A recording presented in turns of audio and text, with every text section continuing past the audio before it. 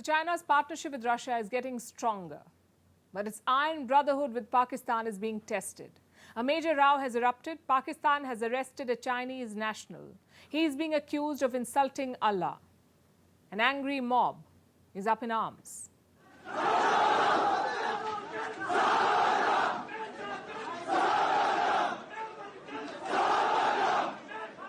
This arrest has snowballed into a major crisis. It happened in a town called Comilla. This is in Pakistan's Khyber Pakhtunkhwa province. The province shares a border with Afghanistan, and this is the man who was arrested there.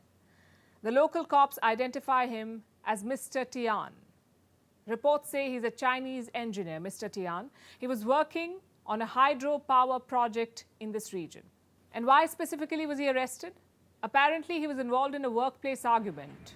You see, two Pakistani workers complained against him. They'd gone for Ramadan prayers. They came back late. And this led to a heated argument, a heated conversation with Tian. And it was during this conversation that the Chinese is said to have insulted Islam. That's what the Pakistani workers say. And so Tian, the Chinese engineer, has been arrested. And this was bad enough, but the story did not end there. Soon, news of Tian's arrest spread to nearby villages. And it led to more anger. Hundreds of men took to the streets. They blocked a key highway and chanted slogans. The mob had come with a clear intent. They wanted to take the law in their hands and punish this Chinese man. The police intervened. First, they fired warning shots in the air. Then they spoke to the protesters. Assurances were given that action will be taken against him.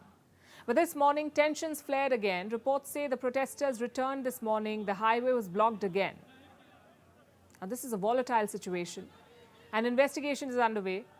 But for 3 days now, tensions have been high. Mobs have taken to the streets. People are angry. Because blasphemy is a sensitive issue in Pakistan. It's a non-bailable offense and it's punishable by death. More often than not, allegations of blasphemy lead to mob attacks. In fact, I have some data. Since 1947, the year Pakistan was formed, it has reported a total of 1,415 blasphemy cases. These were the ones that were reported. And in the last 7 odd decades, 18 women and 71 men accused of blasphemy have been killed by angry mobs. But such charges against foreign nationals are rare.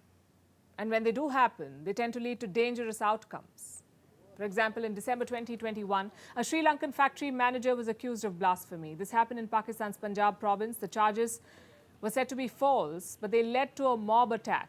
The factory manager was beaten to death. His co-workers were behind the attack. Then we have the infamous case of Asia Bibi. She's a Pakistani Christian. She spent 8 years on death row, again on charges of blasphemy. She was acquitted finally in 2019, but the verdict led to violent protests across the country. Asia Bibi and her family received death threats. She was forced to leave Pakistan. She now lives in Canada with her family.